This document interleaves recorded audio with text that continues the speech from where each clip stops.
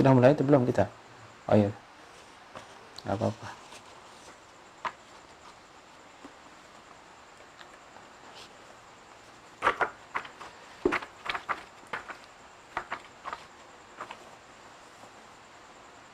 هذا بلاغ للناس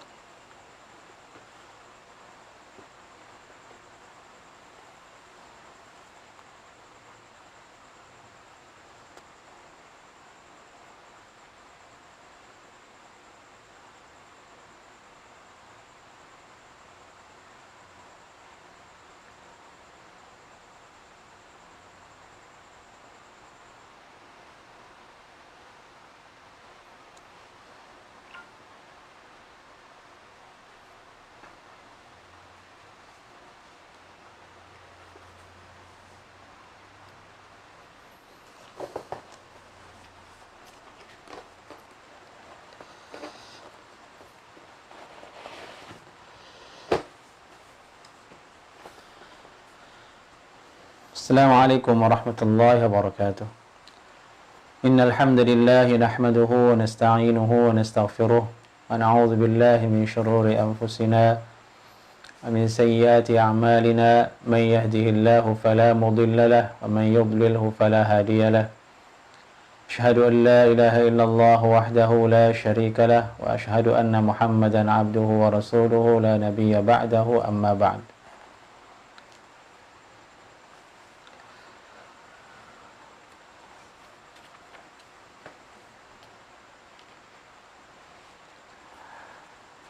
Kita lanjutkan kajian kita Al-Mukhtasar fi Aqidati Ahli Sunnati wal Jama'ati fil Qadar, dan ini adalah pertemuan kita yang ke-8. Sekarang kita akan bahas Al-Martabatu Tsalitsah, itu level yang ketiga dari pembahasan tentang qadar yang wajib kita imani. Yang pertama adalah tentang ilmu Allah Ta'ala bikulli syai'in qabla kaunihi, keimanan kita bahwasanya Allah Subhanahu wa Ta'ala Maha mengetahui segala sesuatu sebelum dia terjadi. Kemudian yang kedua, kitabatuhu lahu, pencatatan dari semua takdir-takdir makhluk sebelum Allah ciptakan mereka. Yang ketiga, sekarang kita masuk ke pembahasan al-martabatu ats-tsalitsah, ini martabatul masyiah. Yang ketiga yaitu al-masyiah, tentang kehendak Allah Subhanahu wa Ta'ala. Jadi urutannya ilmu Allah, kitabah, penulisan, kehendak Allah Subhanahu wa Ta'ala. Maksudnya di sini, wahiyya al-iman bi anna ma sya'allahu kana wa ma lam yasha' lam yakun. Yaitu keimanan kita bahwasanya apa-apa yang Allah Subhanahu wa Ta'ala yang dikehendakinya maka pasti terjadi. Wa ma lam yasha' lam yakun. Dan apa yang Allah Subhanahu wa Ta'ala tidak kehendaki tidak mungkin terjadi. Segala sesuatu di jagat raya ini di bawah kehendak Allah Subhanahu wa Ta'ala. Tidak ada yang keluar satupun dari kehendak Allah Subhanahu wa Ta'ala.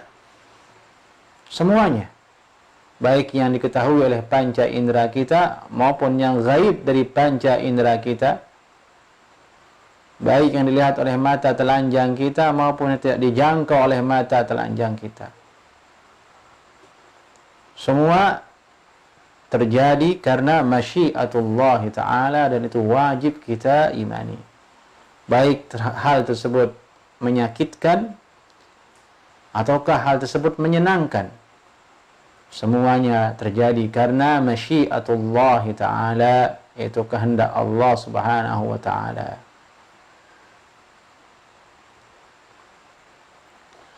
wa anna ma fis samawati wal ardi min harakatin wala sukunin illa bimasyiatihi subhanahu wa ta'ala. Dan sungguhnya apa-apa yang ada di langit dan di bumi, yang bergerak maupun yang tidak bergerak, maka itu tidak terjadi kecuali dengan masyiatullah subhanahu wa ta'ala. Wala yakunu fi mulkihi ma la yurid. Dan tidak mungkin terjadi apapun di dalam kerajaan Allah subhanahu wa ta'ala kecuali dengan kehendak Allah subhanahu wa ta'ala. Hal ini, wahai saudara-saudaraku, menyadarkan kita betapa maha kuasa dan betapa maha perkasa dan betapa maha luas kekuasaan Allah subhanahu wa ta'ala. Berbeda dengan penguasa di muka bumi ini, berbeda dengan makhluk. Tidak semua pemimpin, tidak semua penguasa itu, bahkan tidak ada penguasa. Dan itu yang benar, tidak ada penguasa di muka bumi ini yang mampu mengendalikan segala sesuatu dengan sempurna. Tidak semua perintahnya menjadi terwujud dan tercapai. Itu menunjukkan kekurangan mereka. Sebengis-bengisnya pemimpin, sebengis-bengisnya, sekejam-kejamnya, seketat-ketatnya suatu aturan, pasti ada celah yang tidak bisa berjalan di dalamnya. Kekuasaan Allah tidak. Tidak ada satu pun perkara sekecil apapun itu kecuali dengan kehendak Allah subhanahu wa ta'ala. Ya, contohnya saja saat ini pemberlakuan PSBB oleh pemerintah, tidak semua kemauannya, tidak semua aturannya terwujud. Bahkan banyak yang tidak mentaatinya. Adapun Allah tidak. Apa yang Allah kehendaki terjadi, apa yang Allah tidak kehendaki tidak terjadi. Dan itulah kita wajib menggantungkan urusan kita kepada Allah subhanahu wa ta'ala. Ini keimanan tentang martabat yang ketiga dalam takdir, yaitu mengimani masyiatullah subhanahu wa ta'ala. Apa dalilnya? Dalilnya hal ini dari Al-Quran dan Sunnah. Qauluhu ta'ala, firman Allah subhanahu wa ta'ala, innama amruhu idha arada syai'an an yaqula lahu kun fayakun. Ini surah Yasin ayat 82. Sungguhnya urusannya Allah subhanahu wa ta'ala, apabila Allah subhanahu wa ta'ala berkehendak sesuatu, Allah berfirman, kun fayakun. Kun, maka jadilah dia.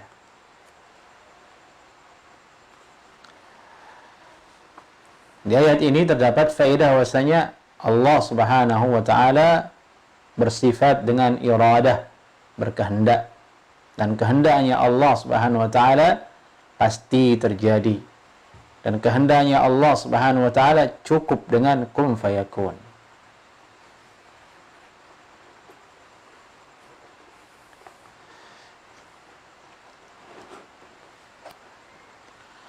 Yang kedua dalilnya dari Al-Quran, walau syaa rabbuka la amana man fil ardi kulluhum jami'a. Dan jika Rabbmu wahai Nabi sallallahu alaihi wasallam berkehendak, la amana man fil ardi kulluhum jami'a, maka akan beriman apa-apa yang ada di muka bumi ini semuanya. Yani makhluknya, akan manusia yang ada di muka bumi ini semuanya, jika Allah menghendakinya. Tidak ada yang membatasi kehendak Allah subhanahu wa ta'ala. Allah berfirman dalam surah Al-An'am, فَمَنْ يُرِدِ اللَّهُ أَنْ يَهْدِيَهُ يَشْرَحْ صَدْرَهُ لِلْإِسْلَامِ وَمَنْ يُرِدْ أَنْ يُضِلَّهُ يَجْعَلْ صَدْرَهُ ضَيِّقًا حَرَجًا كَأَنَّمَا يَصَّعَّدُ فِي السَّمَاءِ. Maka siapa saja yang Allah Subhanahu wa taala menghendaki hidayah untuknya, yashrah sadrahu lil Islam, Allah Subhanahu wa taala akan membuka hatinya untuk menerima Islam. Allah akan lapangkan hatinya untuk menerima Islam. Di sini ada dalil bahwasanya Allah Subhanahu wa taala yang mengatur hidayah kepada hati manusia. Hidayah itu terjadi ke dalam hati manusia dengan masyiatullah, dengan kehendak Allah Subhanahu wa taala. Dan ayat ini didatangkan sebagai dalil di sini untuk memberikan isyarat kepada hal itu, bahwasanya masyiatullah taala juga meliputi kepada masalah hidayah. Manusia tidak bisa memberikan dirinya hidayah. Hidayah itu dari Allah Subhanahu wa taala. Yang ada hanya hidayah bentuk petunjuk. Hidayah yang bentuknya adalah usaha untuk menggerakkan orang lain. Adapun hasilnya hanya Allah Subhanahu wa taala. Dari itu Nabi kita Muhammad sallallahu alaihi wasallam diwahyukan kepada beliau, innaka lan tahdi man ahbabta walakinnallaha yahdi man yasha. Sungguhnya engkau wahai Nabi Muhammad sallallahu alaihi wasallam tidak bisa memberikan hidayah kepada orang yang engkau kehendaki. Ini kepada orang yang engkau cintai. Akan tetapi yang mampu memberikan itu adalah Allah Subhanahu wa taala kepada yang Allah kehendaki. Dari itulah kita minta hidayah selalu kepada Allah Subhanahu wa taala agar selalu diberikan keistiqamahan di atas Islam, di atas iman, dan mati di atasnya. Wa may yurid an yudillahu yaj'al sadrahu dayiqa. Dan siapa saja yang Allah Subhanahu wa taala menghendaki kesesatan untuknya, Allah Subhanahu wa taala menjadikan hatinya menjadi dayiq, sempit, haraja, sesak. Ayat ini sebagai isyarat bahasanya kehendak Allah Subhanahu wa taala, masyiatullah Subhanahu wa taala meliputi masalah kesesatan. Jadi dua hal. Hidayah dan kesesatan. Itu terjadi dengan masyiatullah Subhanahu wa ta'ala. Ka'annama yas'adu fis sama'. Seolah-olah orang yang disesatkan oleh Allah Subhanahu wa ta'ala dan hatinya menjadi sesak dan sempit itu, perumpamaannya sebagaimana orang yang mendaki ke atas langit, menanjak ke atas langit. Anda bisa bayangkan bagaimana nafas seseorang ketika berjalan di atas tanjakan yang terjal. Nafasnya akan terengah-engah.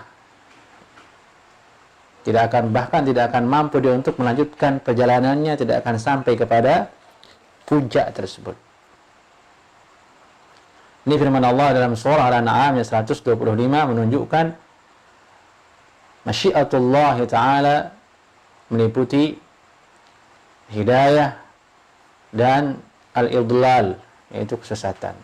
Dan ini ada bahasan khususnya nanti di dalam kitab ini secara tersendiri, karena di dalamnya banyak penyimpangan terjadi dari kalangan ahli bid'ah.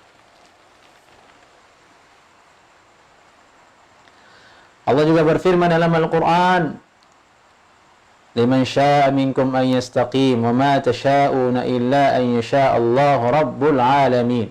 At-Takwir ayat 28-29.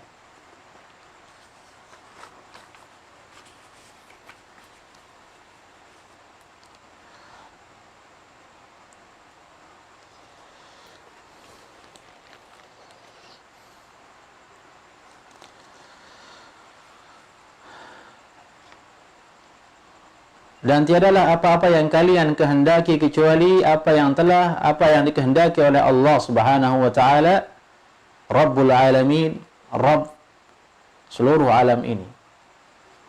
Dan ini sebagai isyarat bahwasanya masyiatullah, kehendak Allah Subhanahu wa taala meliputi juga kepada kehendak manusia. Yakni di mana kehendak manusia tidak bisa terwujud, tidak bisa ada kecuali dengan kehendak Allah Subhanahu wa taala. Di situ Syekh Muhammad bin Shalih Al-Utsaimin rahimahullahu taala berkata, "Hadhihi tadullu ala anna masyiatal 'abdi dakhilatun tahta masyiatillah wa tabi'atun laha." Ayat ini menunjukkan bahwasanya kehendak hamba, kehendak manusia itu masuk ke dalam ke bawah kehendak Allah Subhanahu wa taala. Tentu hal ini menunjukkan betapa luas, betapa detailnya, dan betapa maha kuasanya kehendak Allah Subhanahu wa taala. Tidak ada satupun yang luput dari kehendak Allah Subhanahu wa taala. Bahkan hal yang paling sepele dalam diri kita, ya wahai kaum muslimin dan muslimat, yaitu mata kita yang setiap sekian detik berkedip, itu tidak akan terjadi kecuali dengan masyiatullah Subhanahu wa taala. Dan bahkan yang tengah kita hadapi sekarang saat ini, pandemi corona COVID-19, itu terjadi, tidak akan terjangkit manusia kecuali dengan masyiatullah Subhanahu wa taala. Itu menunjukkan betapa maha besarnya Allah Subhanahu wa taala, maha agungnya Allah Subhanahu wa taala, agar kita merasa takut kepada Allah Subhanahu wa taala, agar kita sadar betapa lemah dan kerdilnya kita sebagai makhluk Allah Subhanahu wa taala. Allah juga berfirman dalam Al-Qur'an, dalam surah Al-Baqarah ayat 253, "Walau syaa Allahu ma qatatalu walakinna Allah yaf'alu ma yurid." Dan jika Allah Subhanahu wa taala berkehendak, mereka tidak akan saling berperang. Akan tetapi Allah Subhanahu wa taala melakukan apa yang Allah kehendaki. Tidak ada yang mengekang, tidak ada yang membatasi. Dialah maha segala-galanya, maha perkasa.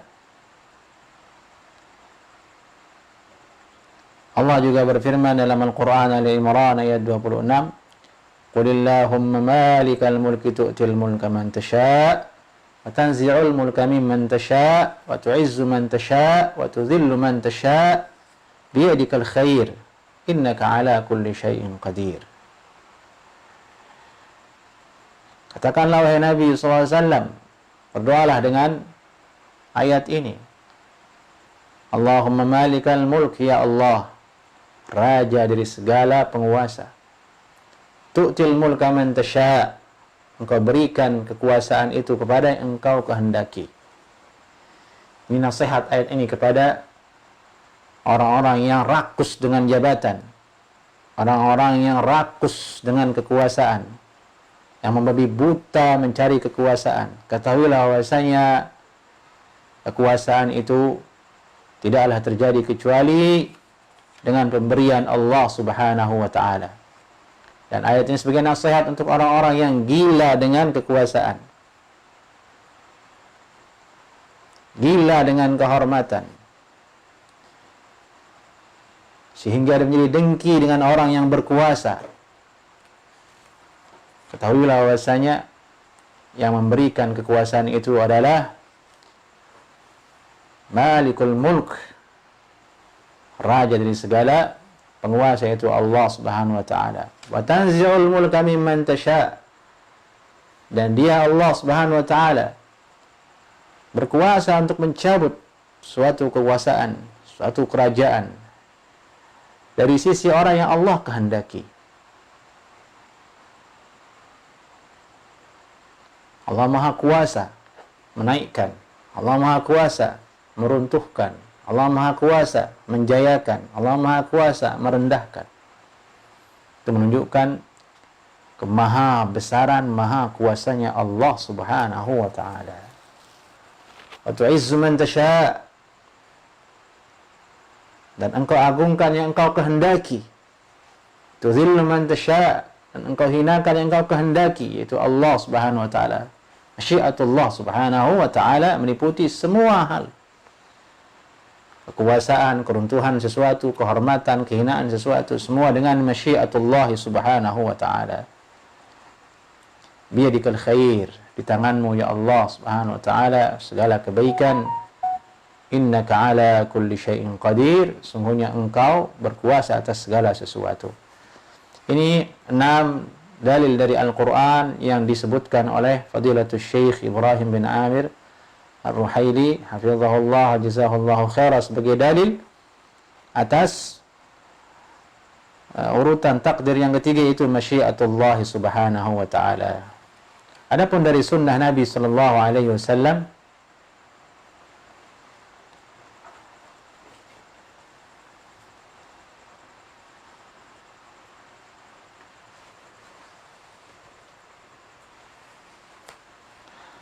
sallallahu alaihi wasallam, itu hadis Abu Hurairah radhiyallahu taala anhu, anna Rasulullah sallallahu alaihi wasallam qaal, sungguhnya Rasulullah sallallahu alaihi wasallam pernah bersabda, la yaqul ahadukum Allahumma ighfir li in syi'ta. Jangan seorang di antara kalian kalau berdoa berkata Allahumma ighfir li in syi'ta, ya Allah ampuni saya kalau engkau mau. Ngambang, dia serahkan kepada Allah.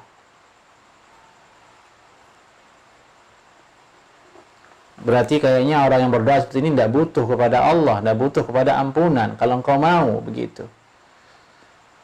Tidak sesuai dengan posisi hamba yang sedang butuh. Misal orang minta kepada sesama manusia.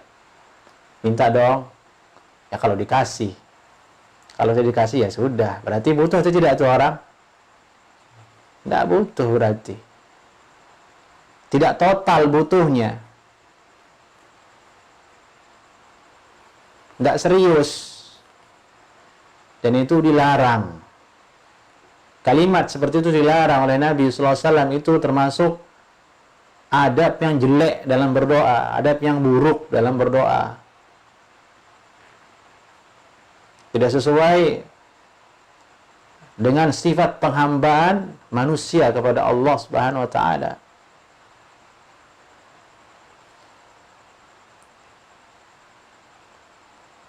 La yaqul ahadukum Allahumma arhamni in syi'ta.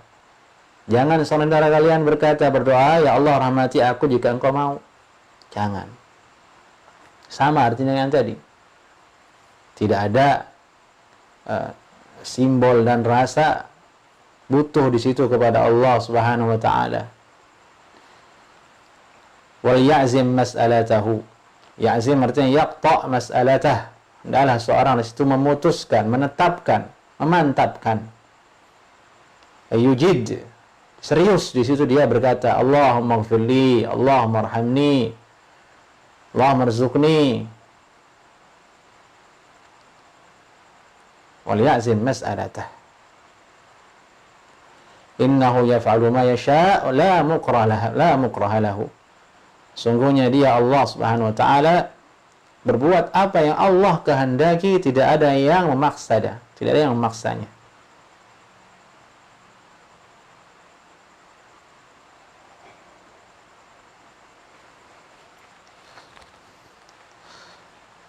Hadis ini menunjukkan tentang masyiatullah subhanahu wa ta'ala, dan menunjukkan bahwasanya makhluk itu butuh kepada Allah Subhanahu wa ta'ala, dan Allah tidak butuh kepada makhluknya.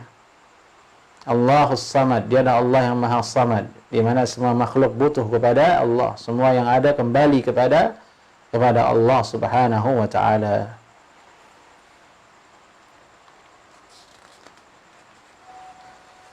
Hadis yang kedua dari Abdullah bin Amr bin Al-As radhiyallahu taala anhuma, annahu sami'a Rasulullah sallallahu alaihi wasallam yaqul, bahwasanya beliau pernah mendengar Rasulullah sallallahu alaihi wasallam bersabda, inna quluba bani Adam baina asba'ain min asabi'ir rahman ka qalbin wahidin yasrifuhu haitsu yasha. Sungguhnya hati anak manusia, anak Adam, di antara dua jari dari jari-jari Ar-Rahman, yaitu Allah Subhanahu wa taala. Seumpama suatu hati, yasrifuhu haitsu yasha. Allah membolak-balikkan hati tersebut ke kemanapun yang Allah kehendaki. Jadi sampai hati kita ini pun, ayo saudara-saudaraku, bergantung dengan kehendak Allah Subhanahu wa taala.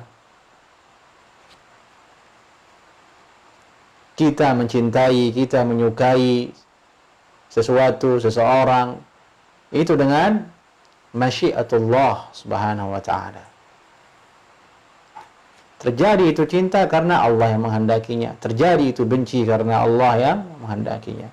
Itu menunjukkan kesempurnaannya Allah Subhanahu wa taala. Maha sempurnanya Allah Subhanahu wa taala. Tidak ada satupun yang terjadi di atas muka bumi ini, di atas makhluknya, kecuali dengan kehendak Allah Subhanahu wa taala. Faqala Rasulullah sallallahu alaihi wasallam, kemudian Nabi sallallahu alaihi wasallam bersabda, Allahumma musarrifal qulub, sarrif qulubana ala ta'atik. Ya Allah yang membolak-balikkan hati, arahkanlah hati kami. Ya Allah yang mengarahkan hati, arahkanlah hati kami kepada taat kepadamu. Dan ini doa mesti kita sering baca. Allahumma musarrifal qulub, sarrif qulubana ala ta'atik. Ya Allah yang mengarahkan hati, arahkanlah hati kami agar taat kepadamu. Maka beruntunglah orang-orang yang hatinya itu cenderung kepada taat kepada Allah Subhanahu wa taala. Maka rugilah orang-orang yang hatinya cenderung maksiat kepada Allah Subhanahu wa taala. Ini martabat yang ketiga, al-masyiah. Dan martabat ini memiliki bahasan rinci yang telah ditulis oleh ulama dan ada dalam kitab ini dalam halaman 55. InsyaAllah ta'ala nanti kita bahas pada pertemuan berikutnya biiznillah ta'ala. Demikian, semoga ada manfaatnya. Aqulu qawli hadza. Assalamualaikum warahmatullahi wabarakatuh.